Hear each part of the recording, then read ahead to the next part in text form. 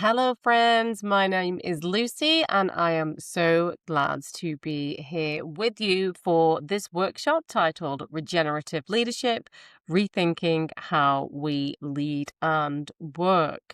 I know that your time is valuable, so I want to jump straight into the topic. But first, it is important that I'm not rude and I do introduce myself and highlight why my background makes me so passionate about the type of work that I do. So, who am I? Hello, friends. My name is Lucie. First and foremost, priorities. I am a huge lover of joy. I love longboarding, reading, and horses.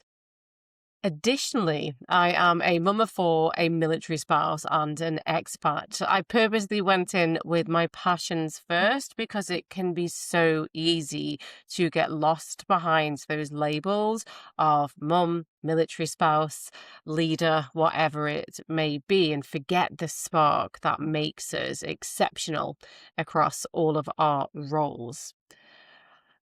Academically, I have a master's in positive psychology with a focus on organizational development, well-being, neuroscience, and various other qualifications centered around the neuroscience of leadership, community-based resilience, the neurobiology of trauma, and nervous system regulation. I love these types of things. And I would say, finally, I am a real rebel for humanity. When I started my career 20 plus years ago, everybody was so focused on doing the work as we are now and doing the job and getting things done that we truly did forget how to be human. And I had some really awful work experiences trying to navigate raising young children alongside pretty debilitating OCD. And when I went to my work and I asked for help, I was very quickly reminded that work was for work and nothing else. So slap a smile on and crack on. And this was the turning point that made me really want to look at how are we reshaping and reforming the spaces where we spend most of our time, our work. So you will find me working with large organizations on their human-centered leadership development. I also train militaries, governments, and organizations across the soft skills sector, looking at leadership, communication, assertiveness, and regenerative practices as well. I am one of the main trainers for NATO and have worked with various parliaments across all of these things because my view is that to have a really thriving space, we have got to center the human and not the work and the goal within our space. So let's crack on. I want us to begin this session looking at reframing the way we see the world of work. So we'll be looking at extraction vs regenerative practices. We're then going to be having a look at stress and its positive and negative role in leadership, but fundamentally how the systems are forcing stress upon us in problematic ways. We're then going to have a look at some tools that we can use now to help us find some balance and maybe begin a regenerative leadership practice before we wrap things up at the end. I massively encourage you to use the chat box. I will be sat there responding to everything that you have got to ask me. But yes, friends, let's jump straight in. So I would like you to take off any smartwatches, any phones, take them away, put them somewhere where you can't see them, put them on silent, turn off your notifications. A distracted brain is a stressed out brain. Okay. And that leads to all of our downfall. So please do first remove distractions so that you can be present.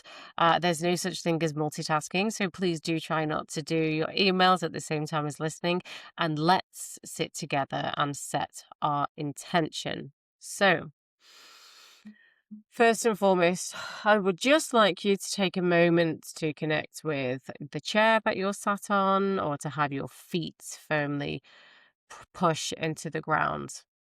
Just take a minute just to sit there, allowing your body to find contact.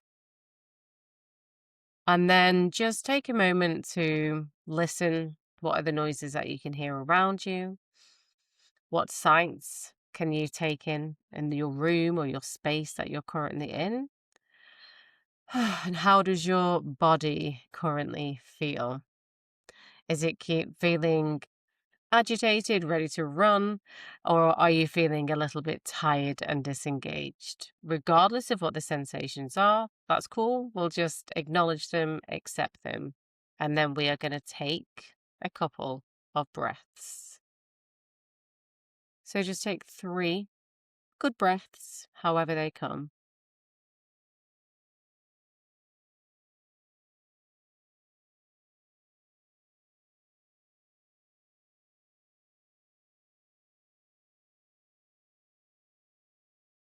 Okay, friends.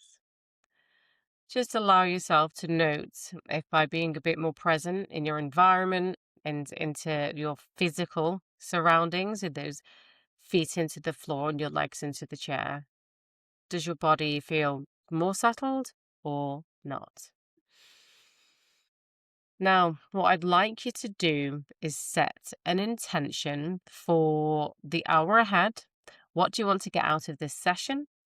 And what do you want to take away from your leadership journey as well? Now, the intention could just be a word like calm, space, freedom, or it could be a statement such as, I want to learn skills to be able to navigate life with greater ease and less stress. Whatever it may be, we're literally just going to use neuroplasticity to our advantage by focusing on the intention and priming the brain to bring that intention closer to reality for us. So, just for 2 minutes, think about the intention and think about the felt experience of your intention. So if the intention is to be more calm and rested, imagine how does that feel for you in the body? Is there a sense of solidity, a depth of breath that you experience with this? If so, feel free to bring that into your intention to feel that now. And if not, no dramas, that's okay.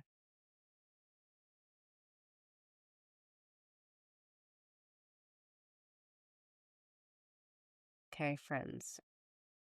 Now, setting your intention is a really useful way to prime the brain to make change. The brain loves structure and it loves to be directed.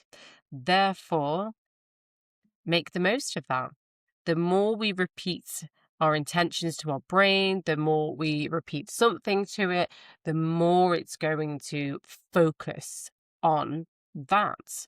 We are always practicing something. So we need to work hard to train our brain in the direction that we want it to go. So as you go throughout your days, continuously use neuroplasticity, set intentions. What do you want to achieve from meetings? What do you want to achieve from conversations? What do you want to achieve from your day? And repeatedly pause, ground yourself in your environment, take a few breaths to just bring you back to yourself, and then set that intention. And where possible, imagine, live that sensation as well. Okay, friends, that being said, let's crack straight on. Now, you're on this call because you are a leader or an entrepreneur who is looking for ways to approach work differently. You may be trying to do everything, raise children, look after aged parents, be the best boss that you could be in the workplace, be an excellent friend. I'm tired saying this list. You're trying to be all of the things to everybody, just as society says that we should. And yet you feel knackered. You're exhausted, you're overwhelmed, you have big, audacious goals, but you don't have the energy to get there. Now, friends, I know that you know it, but I'm going to say it one more time.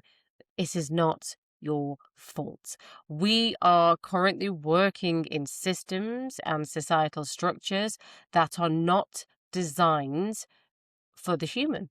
They are not designed in line with our natural rhythms, with brain friendly work practices. They are designed for output. And if we break it down, we can see that westernized societies and organizations have been developed with extractive culture at its core. So imagine your workplace, imagine your communities, imagine the expectations put on you. They will 9 times out of 10 come from an extractive mindset.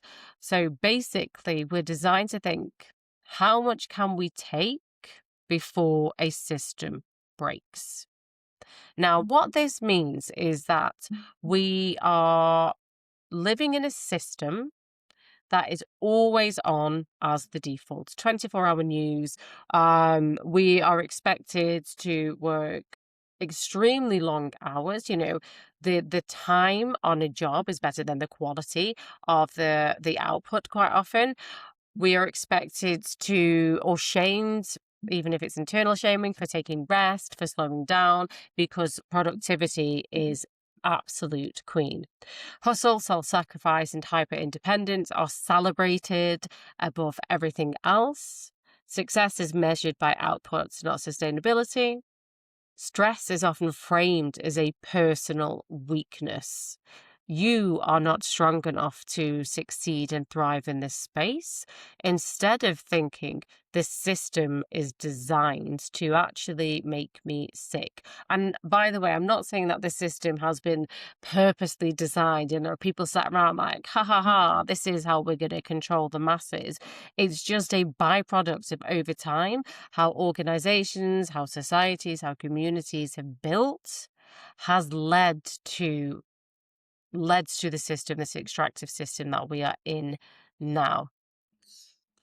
Individuals can be blamed. I'm not resilient enough, and we are focused on quick fixes. So apps, gyms, mindfulness, lunches, those kind of a thing.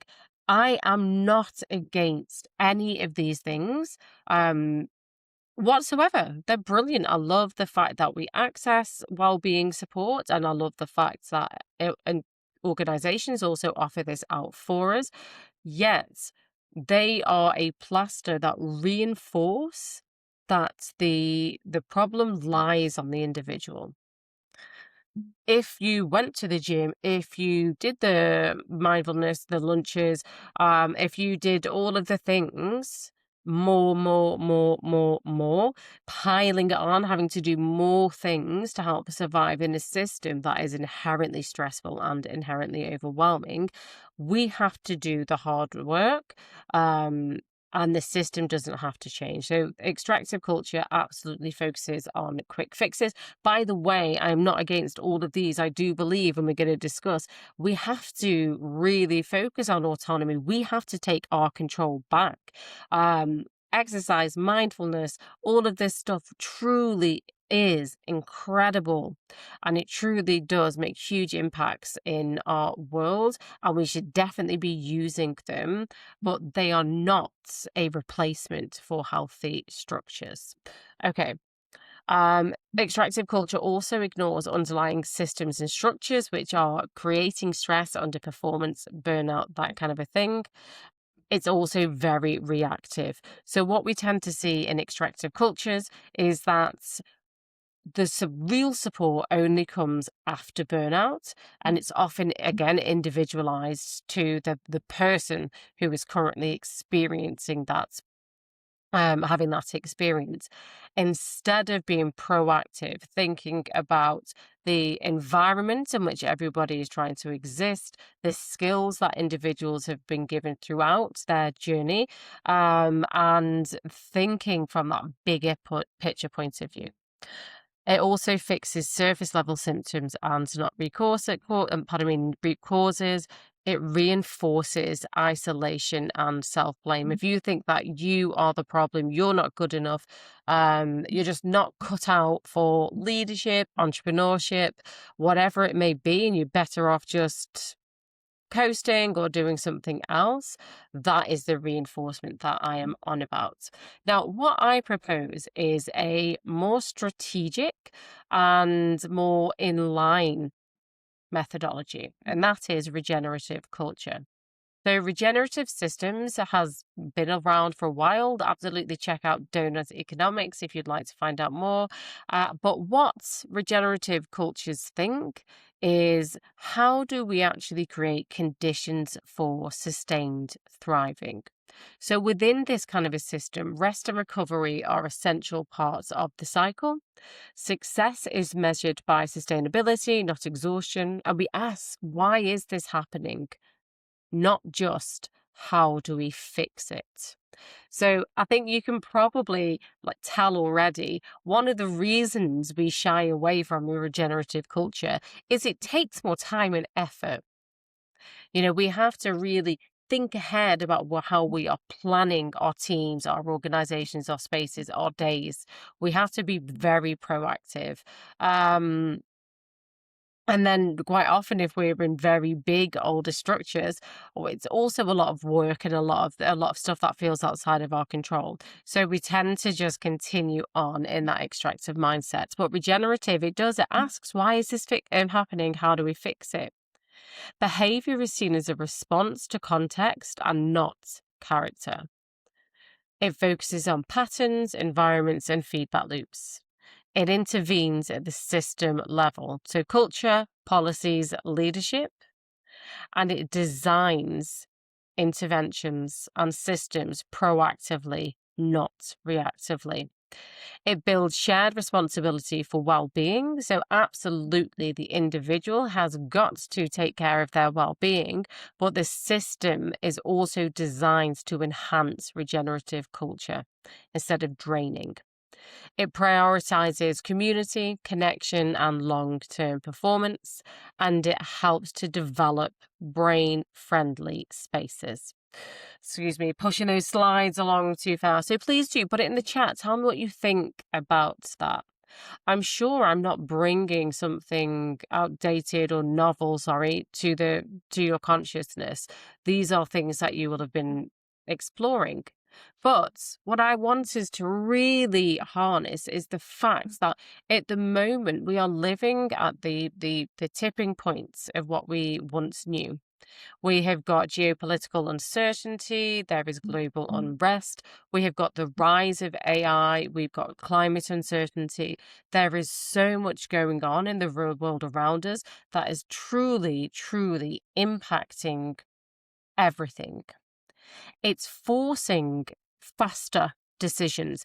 It is forcing reactive behaviors. And we're also finding that these shifts are lowering the entry into business as well. Therefore, we have more competition. We are able to get things to market much quicker than before. So it can feel like everything is really, really quick.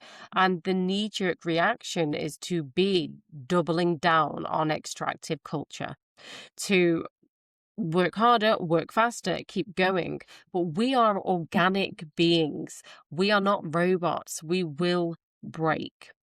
These systems, the communities and the organizations and the leaders of the future are those that recognize that we are being both pushed and pulled into opportunities and behaviors instead of slowly, thoughtfully leading ourselves into the future. So I see many organizations that are really prioritizing the implementation of anything that makes things faster. So, one example is going to be AI for AI's sake. Thank goodness we've got people like Jemmy, who's doing a talk as well, to really show us how to use AI in a strategic way to enhance regenerative practices.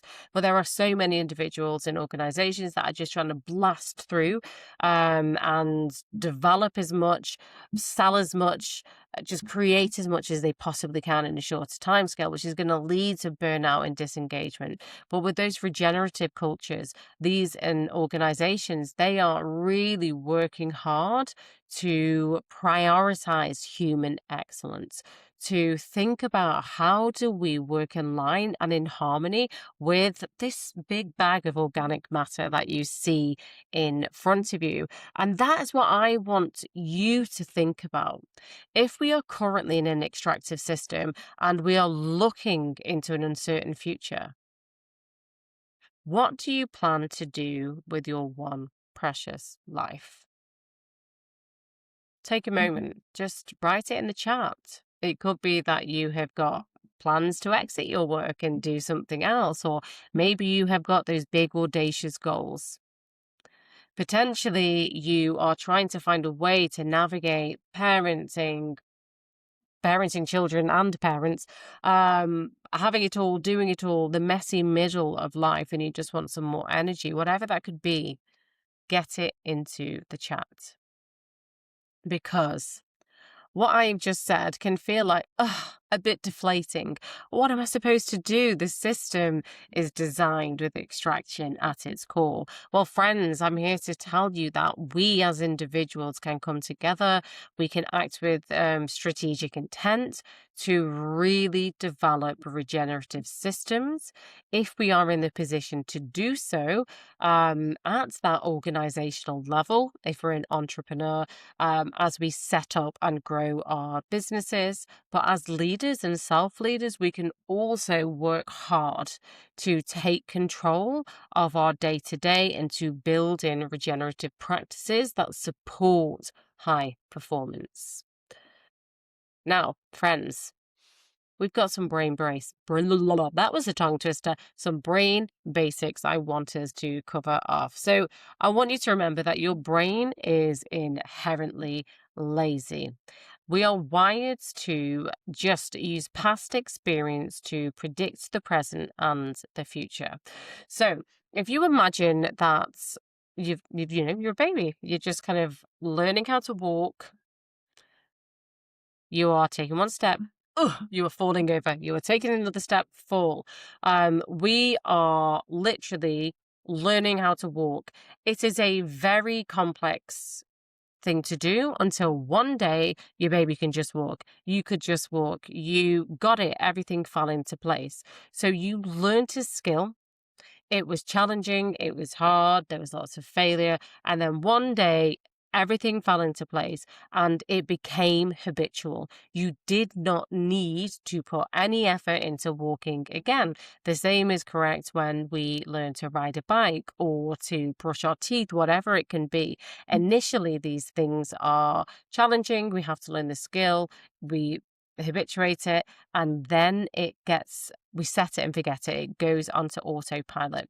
Now, the reason I bring this to your attention is because we also do the same with our beliefs, our opinions, and our views of how the world works. Somebody tells us how the world works, our place in it, what a system should look like. And over time, we literally just bank that and we take it as a belief and as gospel. And our lazy brain will just use that information to predict the present and the future. So we'll get stuck in this trap that there is no way out because this is just the way things are done, or this is just what life is all about. And I wanted to be able to break free of that. Let me just get these last slides up. And one of the reasons that the brain is lazy is because the brain is really energy draining. It uses 20% of your daily glucose just to function. So imagine that once you have learnt a new skill, a new way of doing business, a new way of showing up, you have learnt the ropes and the practices of how an organization works or your job works. Once you have figured that out, then that gets banked to save the energy it takes to learn something new and something novel. Because if just a baseline function, 20% of our glucose is used to execute on those thoughts and tasks, the brain doesn't want to use more than that, because where is it going to get that resource from? So if we actually break that down, that looks like to function and to perform well, we've got about 4 good hours of high performance within us. So this is why we tend to live on autopilot and just go along with the status quo. This falls into the idea that our brain is a pattern recognition machine, using that past experience to predict the present and the future just for ease and to save energy. Now, I think everybody should have these foundations in place because we want to be able to really shake ourselves and say the system that we are in is a habit. Yes, it's real. Yes, it does exist, but it isn't gospel. It isn't a permanent thing. We have to work really, really hard, potentially, to change our habits, our ways of viewing the world, to flip ourselves over to a regenerative thinking practice, to make the change that we want to feel and to see in our world. Okay, now, team, we are going to have a quick look at the role of stress within our performance and our well-being. To recap, we've looked at this idea that we're trying to move away from extractive thinking to a more regenerative approach, and the fact that there is an alternative to the way that we are doing business and the way that we are currently showing up in our spaces. It's not possible, I believe, for us to give 100% to every corner of our life without that system breaking. We have to find better ways that are more physiology based. They work in line with the human structure and the human rhythms to do work that also regenerates our system. Remember that your brain is lazy. It's going to try and keep you doing the old things, the old habits, the old thought processes. We're trying to shake that up as much as we can. And we also want to really look at the role of stress, particularly when we are looking at extractive systems to regenerative systems. So, is stress the enemy? Let's just find out. So, stress has got a really, really bad rep. People demonize it. They do not want to ever feel stressed or overwhelmed or anything like that. And that itself is inherently dangerous because stress is an extremely useful tool. It is the thing. Stress helps us perform really well. It helps us to make deadlines. It helps us to run away when necessary or to lift a car that's trapped our child. Whatever it could be, stress is what, and cortisol in particular, is what gets us up in the morning. It's part of the sleep-wake cycle. Stress is necessary. It is good. We need stress and a certain level of stress to be able to grow, to develop resilience, and to thrive. Yet, when stress is chronic, that is when it can become problematic. Okay, so I might save that for a slides time. So what I'd like you to do is introduce you to your resilient zone. In life, we are designed for stress. We are supposed to have stressful experiences in our life. And if you imagine here, we can see in front of us, we've got the picture, and we have got that wave, haven't we? And we've got individuals, riding the wave and then coming back to a relaxing point. Riding the wave, then coming back to a relaxing point. So imagine that this is your nervous system and how it's kind of dealing with stress. We are designed to be able to have these big emotions, these stressful emotions, but then we are designed to recover after that threat has passed or after that perceived danger has passed, and spend quite a lot of time in recovery so that your nervous system and your body can regenerate and it can heal itself before we then experience the next big stressful events.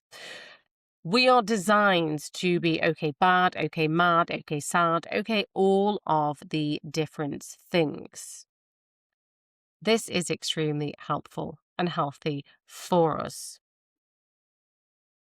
How we perceive stress is also very important to how stress impacts us. When we are able to see stress as something that helps us grow, something that makes us perform better or gives us that edge, we actually have an enhancing effect on the system.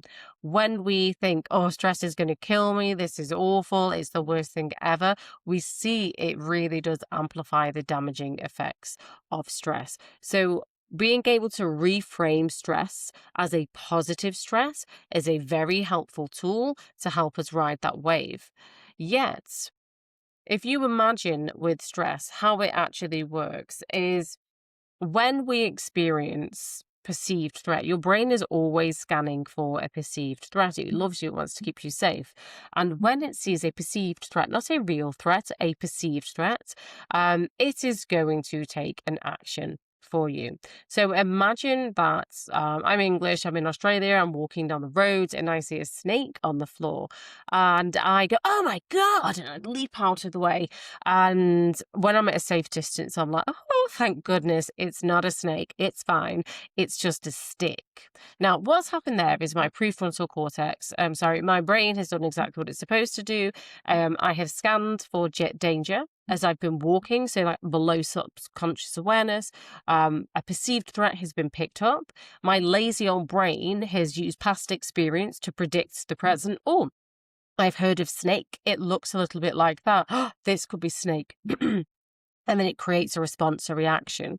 So in this moment, it was like, bang, move, jump out of the way, which is exactly what happened. And then only as I was at a safe distance from that snake was I able to look back and say, okay, donut hole. It was in fact a stick. So my nervous system, my brain, my body does not care that I might have looked like a fool in front of people by jumping out of the way. It cares that I have survived. If I hadn't have been reactive and just jumped out of the way and then assessed the situation from a safe space, logic may have kicked in and I might have said, let me go and critically assess this. And I'm just going to lean down and poke this thing and see if it has any sticky or snaky characteristics. And then pow, I've been bitten and that is it. Logic gets us killed. Rational thought can get us killed when there is a perceived danger. We want to act, not think. And what this actually means is that when we are in a stressed out state, our prefrontal cortex, and this is the home of executive decision making, creativity, reasonable thought, all of that, it kind of sits here. All of this, everything that makes us excellent leaders, makes us human, those networks get turned down. Because when there is a real chance of a perceived threat, logic is going to get us killed. Emotions, action is what's going to help us to survive and thrive. So literally stress turns down those networks and we become reactive. Okay, so imagine that you're in the shower and my goodness, you are thinking about Donna and the row you had 10 years ago. And you're thinking, next time I see Donna, I'm going to say this and this and this and this. She's having it. Because in the moment of the conflict, you shut it, you couldn't speak.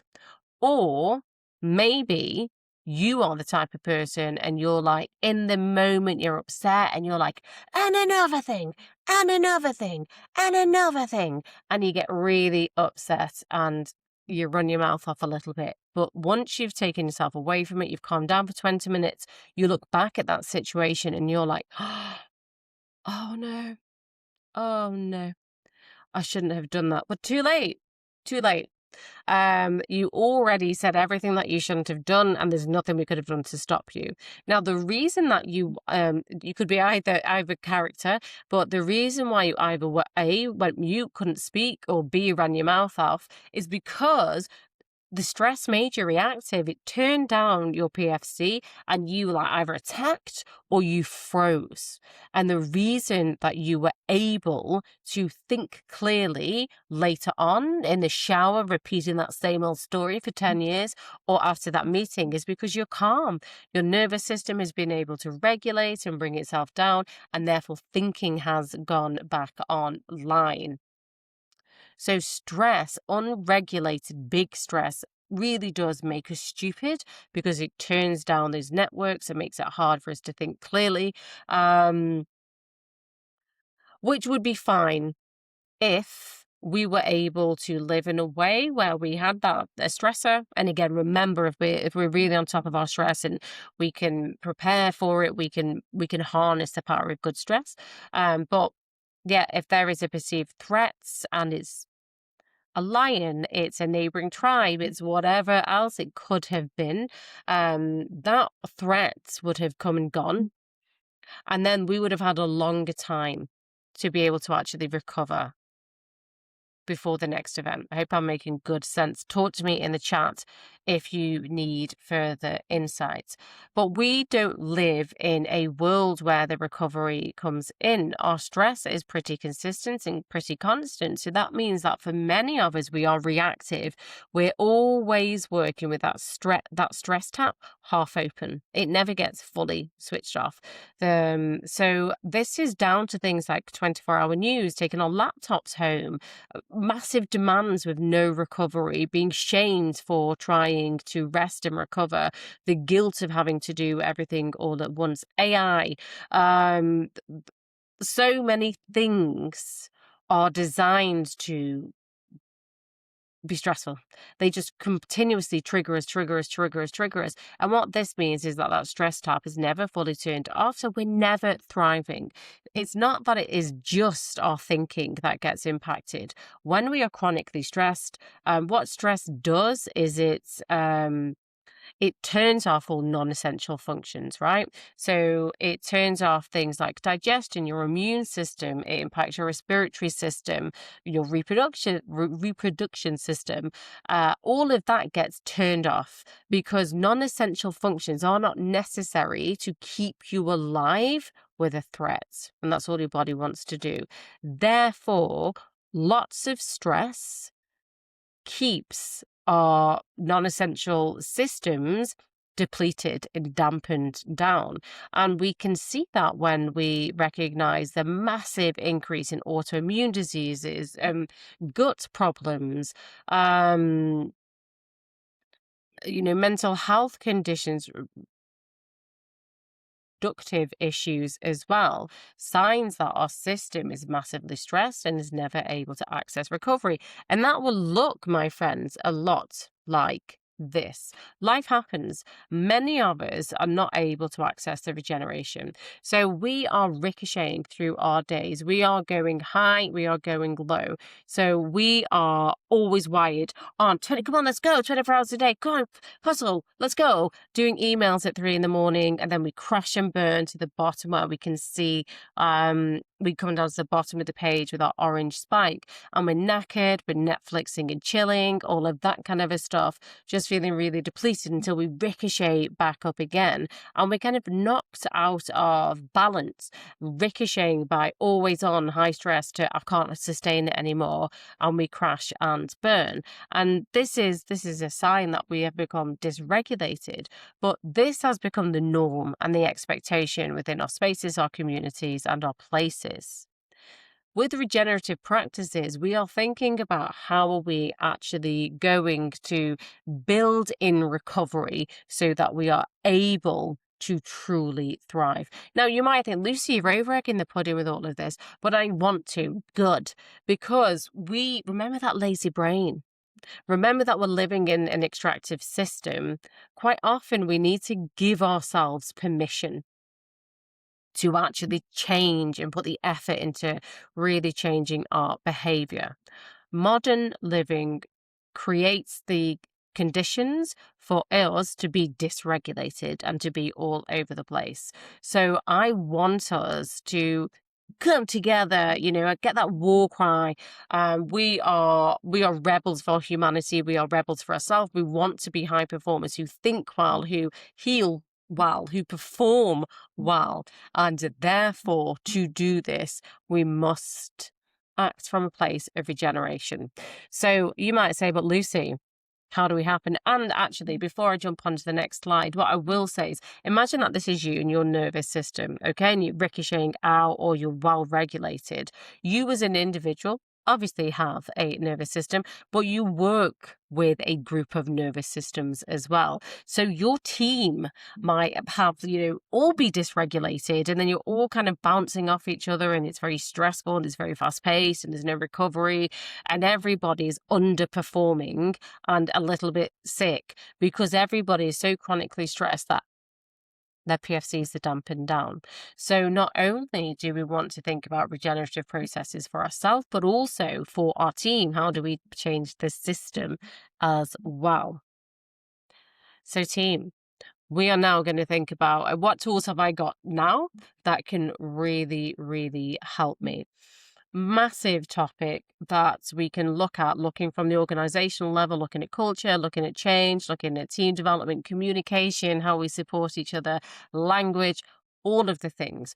We don't have time to do this in our short seminar. So I want you to think about yourself, and I want you to prioritize your own well-being, your own regulation, so that you are able to make better choices and to begin building in systems that work for you and your recovery. Okay. And I love this stuff because I'm really big into biotech. I'm a real big geek like that. So I work with leaders, and we'll put some biotech on, and we'll be able to track their nervous system to see how they respond to their day-to-day, what's triggering them, what's helping them recover, and how their body is actually dealing under their day-to-day pressure. We then make tweakments to schedules. We learn different tools, different regulation techniques that work with the nervous system in mind to be able to build recovery into our day-to-day, to work in brain-friendly practices so that it becomes less extractive and it's more balanced. The first thing I want you to know is always being on doesn't help. I know you feel that the overwhelm is massive, but if we think the harder we work, the faster we go, the more stress potentially we are experiencing. So the more fatigued the brain is, and the less likely our PFC is firing fully. Much better to have good quality hours of work where our decisions are excellent, where our output is excellent, with a large amount of recovery, than doing 10 hours of substandard work that is going to be full of errors and issues. It's a lot to reframe that thought and that belief, which is why I hand it up on the beginning slides. But it is the way to our salvation. We want to be working with ourselves in mind. And one of the first things, one of the first things I'd like you to do is your boat and water levels audit. We can do this at a team level, but we're not going to think about that now. I'm just thinking about you. I want you to get a piece of paper, and I want you to think about your life, your day-to-day. Imagine that you are in a ship and you're sailing over the ocean blue. It is extremely rocky and the water is fairly shallow, and you're desperately trying not to crash into the rocks below. Now, in a moment, wrong thing.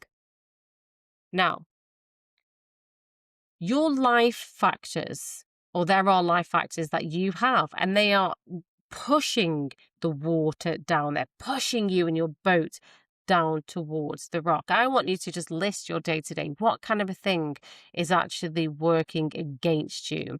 It could be the fact that you are unable to ever access great sleep. Therefore, you always feel exhausted in the mornings and that you're behind yourself. Maybe you like to have a drink in the evening, but often it turns into three. And so, it has that knock-on impact over the few days. It could be that you have massive arrows. So you're trying to homeschool and parent and work and whatever else. So you've got aging parents. Whatever it could be, I would really like you to draw yourself in a little boat and then have these down arrows, okay? And some of them are going to be unavoidable, such as parenting, that kind of a thing, but some of them are going to be in our control. What is pushing you closer to the rocks? Once you have done that, I want you to think about your up arrows. What hobbies, insights, friends, schedules do you have in place that is helping push that water level up? It acts as a counter to the challenges in your day to day, and it keeps you away from the rocks or that burnout.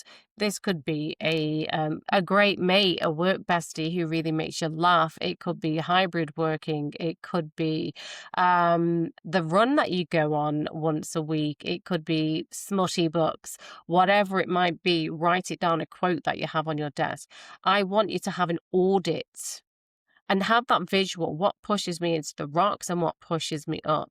Do you have things that maybe do a little bit of both? So you love to exercise, but you always do high intense activities because you're stressed. So of course the cortisol is going to pull you in and make you, more inclined to do that high intense stuff.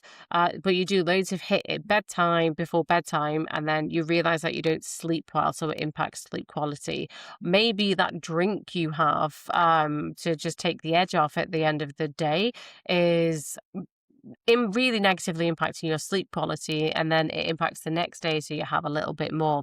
Whatever it could be, sometimes our up arrows are also our down arrows, a desire to procrastinate, or we do recovery, but it's not great recovery, it's more doom scrolling, that type of a thing.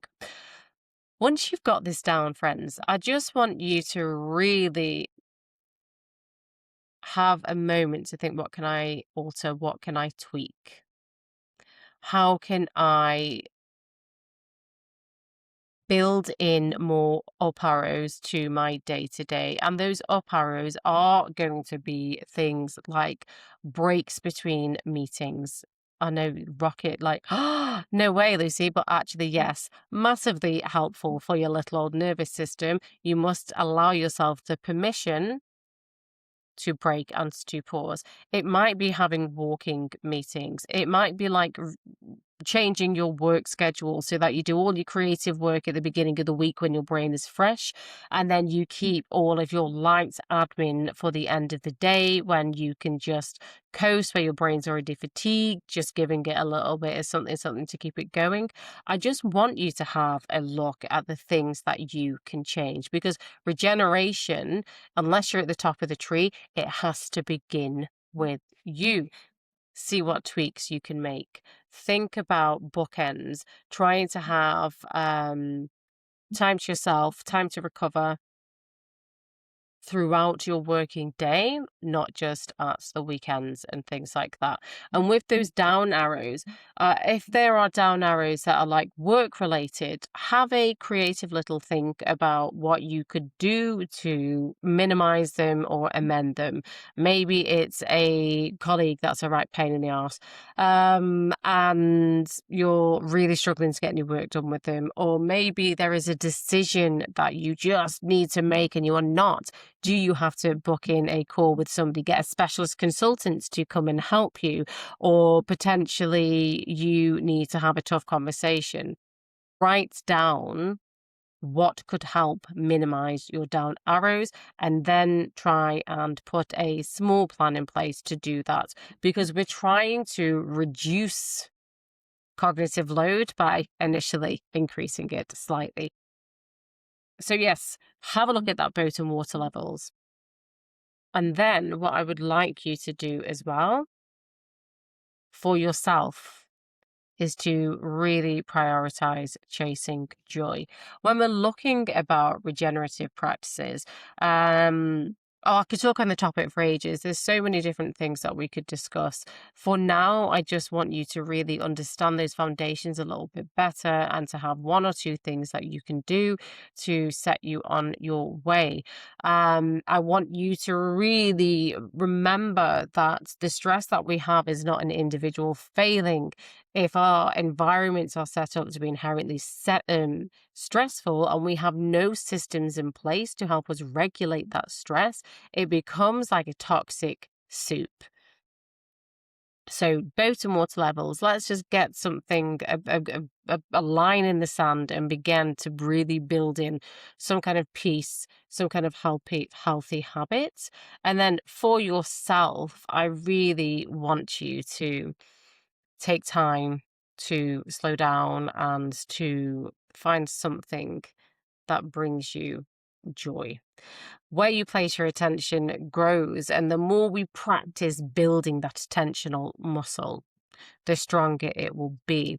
Our attention is our biggest commodity, and it is also, many say, attentional intelligence is the intelligence for the future. Our ability to sustain attention on a topic, on a sensation, on a thought, on a behavior.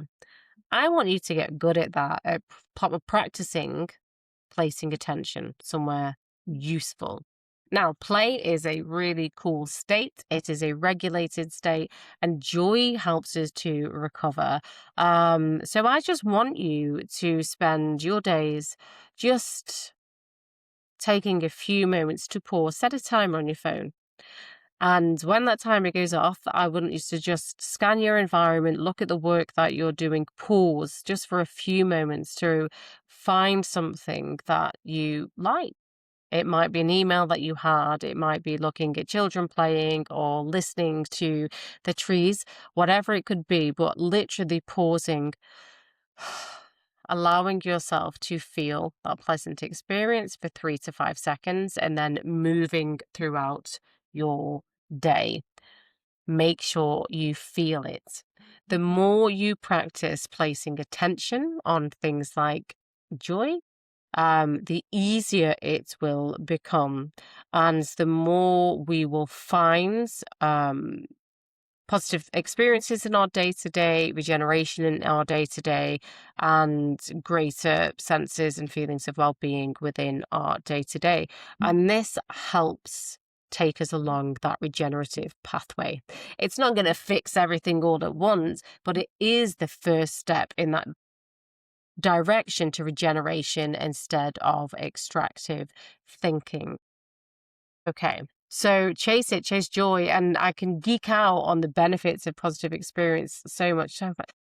But we know that when we can cultivate joy and positive emotion, then we tend to live longer. We have greater resilience. Our thinking improves, our decisions improve. We have stronger relationships, stronger immune systems, stronger bones. It's the gift that keeps on giving, and we need to train it. Okay, team. Now just pause, look around you, take a moment, exhale. Know that there is so much within your control, and the systems are just the systems. We are at a tipping point. We now get to choose regenerative practice is that actually supports what it means to be a woman. Trying to juggle everything in this space. We get to prioritize working in line with our physiology and our biology. So instead of extracting from our systems, we are adding to our systems. The more we recover and are able to prioritize slowness and well-being, the greater our resilience, the greater our performance, the greater our capacity to keep going on. We often think recovery should come after the stressful event, but it has to come before it. So I hope this is kind of, yeah, put it in the chat, ask me some questions. I hope that this has piqued your interest in new ways of doing business. As I said, such a vast topic, so many things that we could discuss, so many avenues that we could explore, from scheduling brain friendly work practices to looking at culture change. But for now, I just want us to know that we have neuroplasticity, we can change, we can grow, we can learn to adapt more within the system, and we can definitely build healthier, thriving systems. Friends, take a moment, have a look around, find something to feel good about, and then just take 3 to 5 seconds to do so. Um, yeah, you'll have my details, friends. If you'd like to continue the conversation, please do get in touch.